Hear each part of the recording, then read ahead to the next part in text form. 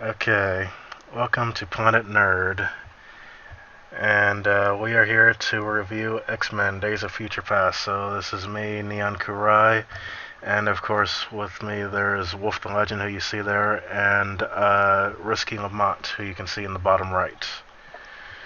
So, and of course since we're on Google Hangouts, whenever somebody talks, it'll just switch to their point of view, except for me, because Google Hangouts does not work that way. But anywho, so onto the review. So I was fully expecting this movie to suck because after X-Men 3 and X-Men Origins, I'd kind of lost faith in this franchise. But this movie was actually surprisingly good. Like I actually hadn't even seen what was it called, X-Men First First Class. Class. Yeah. What happened? X-Men First Class. That's the one before. Yeah, First Class or the Wolverine. But actually, you don't even need to see those movies to truly understand what's going on here. I mean, you'll understand a little bit more about little things here and there, like the prior relationships between Xavier and Magneto, and what's going on with Mystique. But other than that, you don't really need to have seen that. But yeah, anything you guys want to throw in so far? As far as how I felt about it, I was generally pleased with it. Because, like you said, I was expecting it to suck. Like the last good one I'd say they had was First Class. Though Wolverine was okay. It was better than Wolverine Origins, that's for sure. But they still could have did better. But I think they focused like on the writing a lot more. And my only initial gripe with it was, since when did Kitty get that power to just send people back in time? That was random, but it was alright. I'll roll with it because I paid money, so I After, gotta roll with it. after the fuckery that was X-Men 3, man, they had to hit the reset button. And they couldn't send Kitty Pryde back, so they're like, you know what, man? Hugh Jackman is the face of X-Men right now, so we gotta send him Mm, back. But in honor of Kitty was supposed to be the one to go back, they had her be the powers. yeah, Charles Huff. she was actually the one who got sent back in time in the comic book series. But speaking of what you were saying just now about Hugh Jackman's Wolverine being the face of the series, I thought it was really interesting that this might be the one that I enjoyed the most out of the whole series, if not this one, then X-Men 2. But just in terms of this one, this is like the first movie that he's been in that he wasn't really the main character. It was more about Xavier actually and him becoming the Professor X that we will know in the other movies. And in fact, Wolverine really didn't even have that much to actively do in this movie. Like, he didn't have that many fight scenes. He mostly was around to kind of, I guess, guide the younger Xavier and try to get him to be, like I said, the one that we'll know later on. And actually, this movie in itself focuses on I think, one of the smallest casts that we've seen, because it's mostly about Wolverine, Xavier, Eric, and Hank. I wouldn't say it's small. Well, I mean, compared to the other movies, that is. It's probably not as many mutants that was in this one as was in the other ones. Is what he's probably trying to say. Because they're basically Yeah. dead.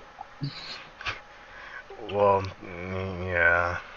I mean, I let's be real. guess in a Majority sense. of them were dead. There was about 7 in the future, and then the ones that we knew from First Class died, except for like maybe 2 or 3. I mean, as you see, even when he used the Cerebro, clearly there was a ton of mutants that they probably could have recruited to help them with the final fight. I don't know why they didn't. I know I would have, but Come yeah, on, let's be real. I would have went back to Rusty, Quicksilver and got him. Rusty died. He Did almost died. anybody catch that Quicksilver's dad little small jab in there? It was like my mom once Yeah, dated a guy that could move metal. yeah, I thought that was kind of cool. Yeah. But speaking of Quicksilver, it did seem kind of odd that they didn't keep him around. I guess, returning that rental car was just that important that they needed him to do that. If you think about it, he kind of didn't have any checks and balances in the movie. He was just OP. Like he worked anybody and everybody. Who could Yeah. really have stopped him? Yeah. That's why they needed him to get Magneto out.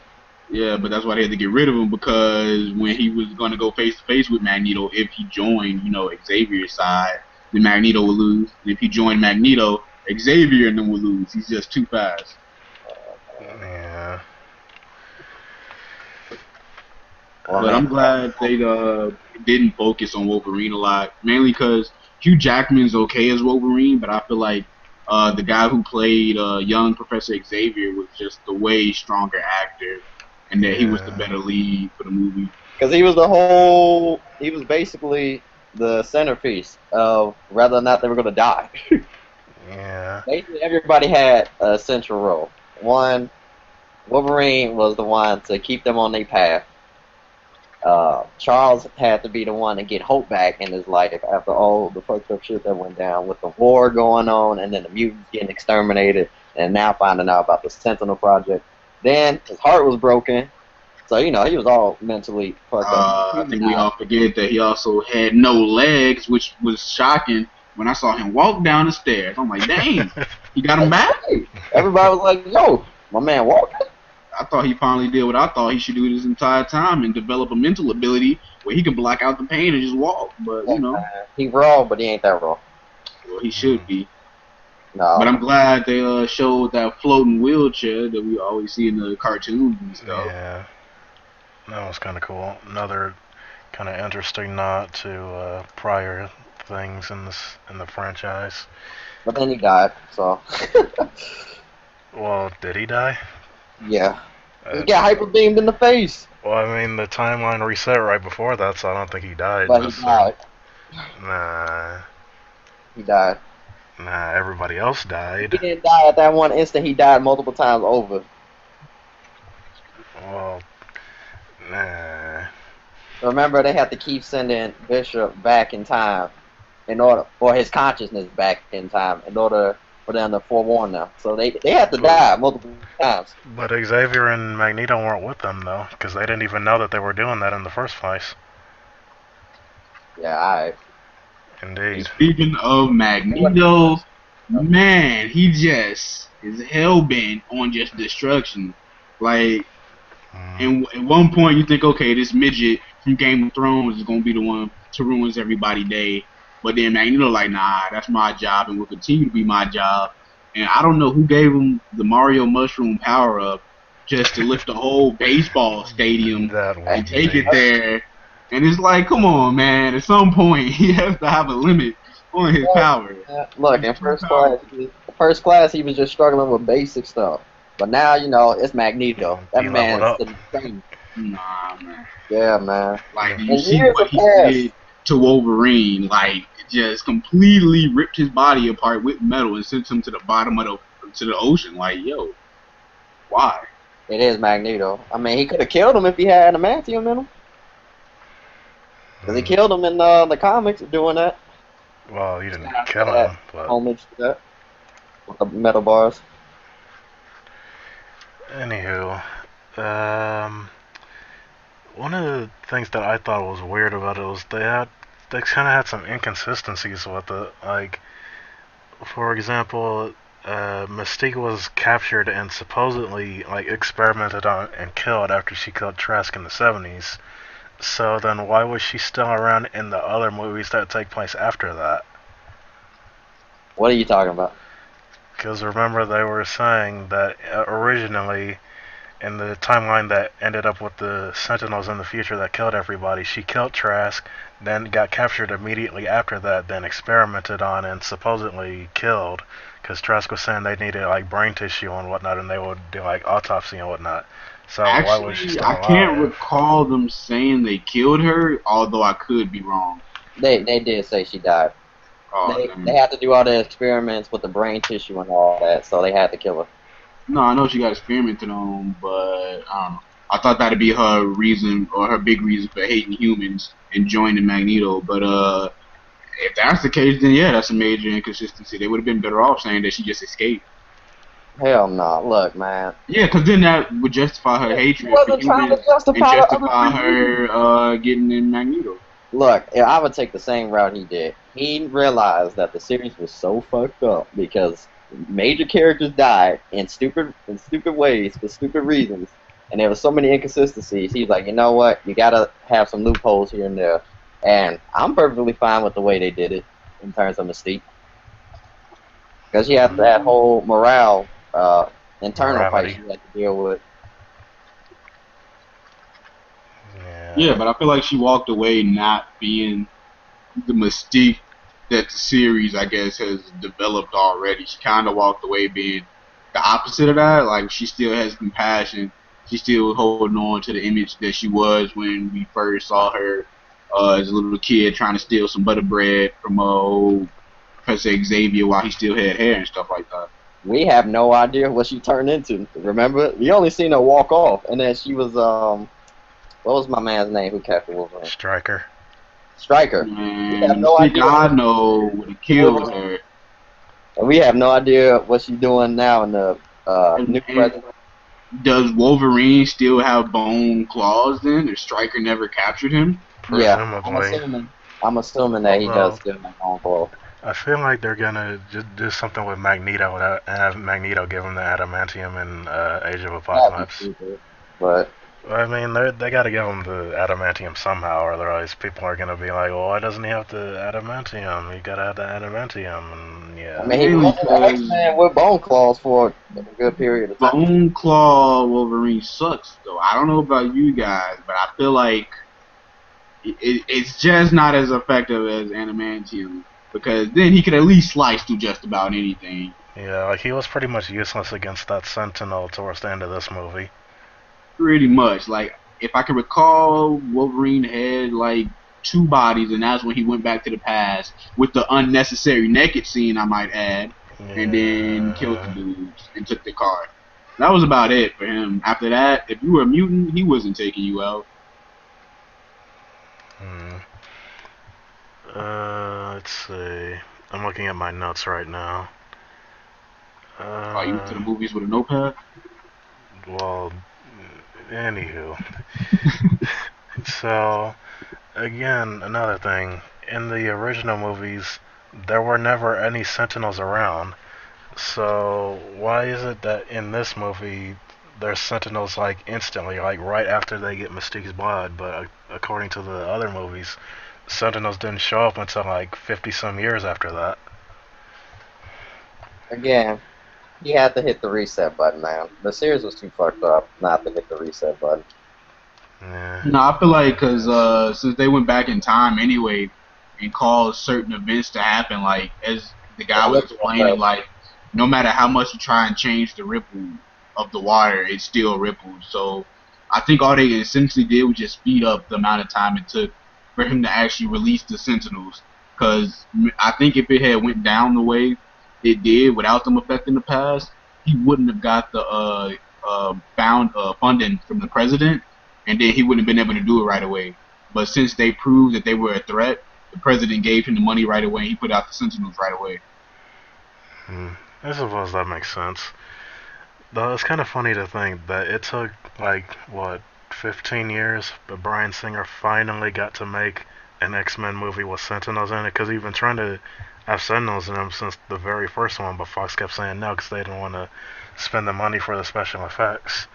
But he finally got to do it, and they ended up being, like, extremely overpowered and just killing literally everyone.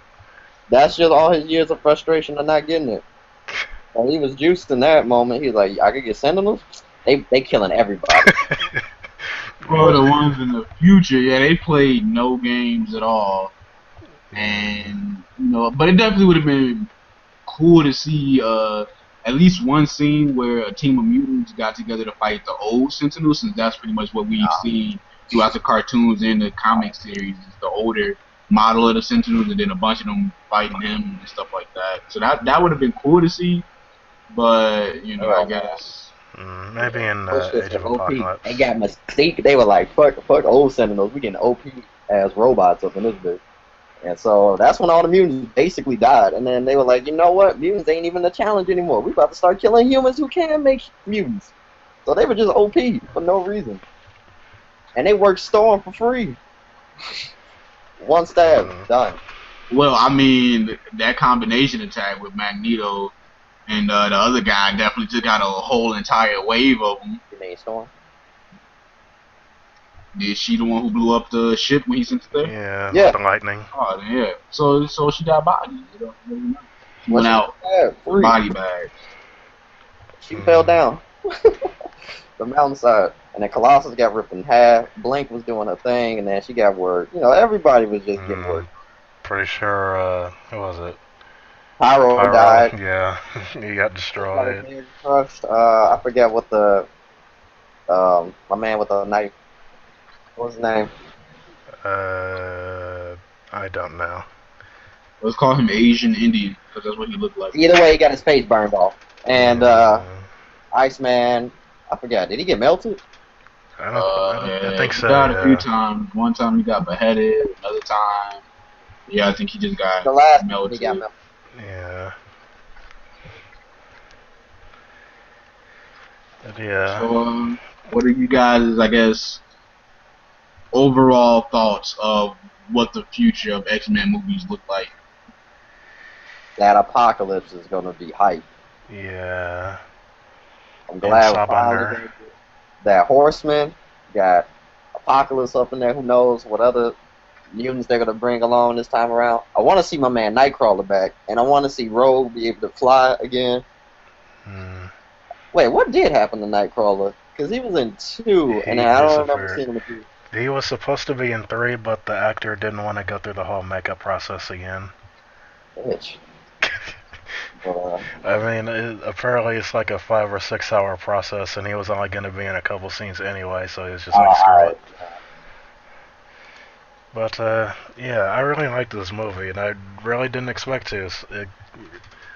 It seems like I wouldn't have, because it's an X-Men movie, but there's really not all that much action to it, apart from, like, the stuff in the future, and there's, like, not that many X-Men characters really in it, at least that aren't the focus of it.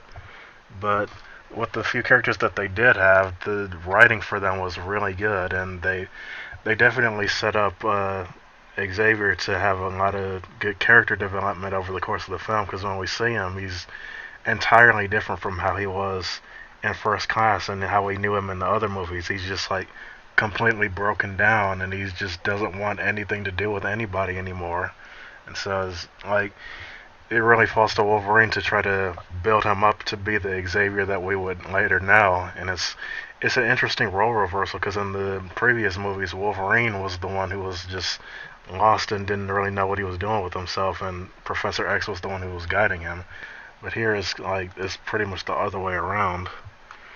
So I really liked that about this one, how they didn't try to make Wolverine the main character just for the sake of having him be the main character like he has been like all this time, really.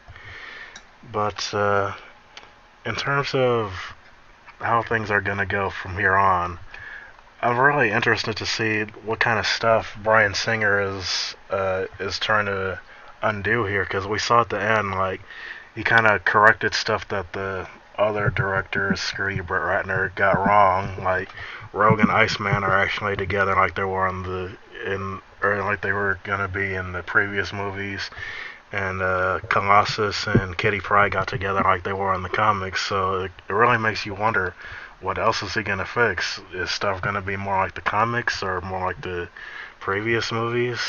So that'll be interesting to see. Mostly, that's what I'm most interested in, is what else ended up getting changed. I mean, major change was fucking Cyclops not dying like the little bitch that he did. Thank you for bringing him back. He did not deserve that death. Is back, and I think she might still have the Phoenix, because her hair is red. I don't know. Well, her hair was always red. I thought they did the change. Nah, it was always red. It's just when she was a Phoenix, or at some point in the series it was short. Red. It wasn't scarlet red like it was now. We'll see. Look, if she still has the Phoenix, we all know that would be OP. So I doubt she has the Phoenix. She need to have the Phoenix. She probably go get the Phoenix during the Apocalypse fight. Who knows? Yeah, she'll get it when Detox.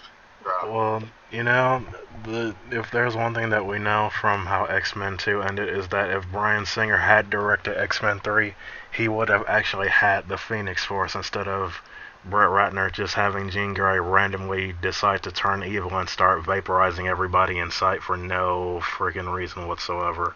Man, she was like, "Look, I'm tired of your shit, Charles," and then just disintegrated his ass. Uh, That man probably kept running over her toes in that wheelchair. Was like, "No, you need to get a floating chair," and he refused to get one, so she lifted him up and then crushed him. uh, well, anyways, that movie didn't happen. Thank you, Bryan Singer. So, anyways, any final thoughts before we wrap up? Line of the movie goes to Mystique when she said, "Get out of my head, Charles." That was an award winning. I don't really get the joke, but okay. But nah, I'm good. I got my thoughts out. Mm. Alright, so what would you guys rate this movie out of 10? I give it 7.5 out of 10. Damn, you harsh. Give it an Yeah, eight. like that's a bad rating. Eight, You just gave it 0.5 higher. Get out of here. I would have gave it a solid 8 from the get-go. You were like 7.5.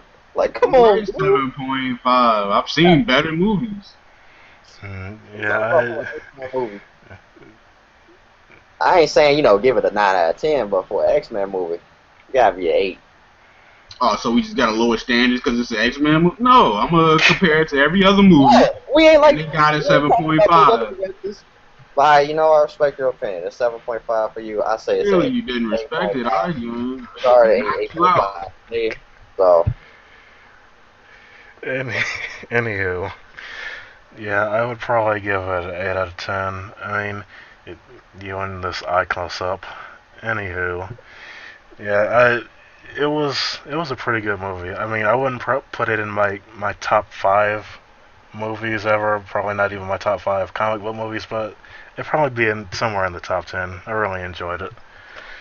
So, unless anybody has any last minute things to add, I think that's about it. So, thanks for joining us for our review of X-Men Days of Future Past, and we will see you guys next time.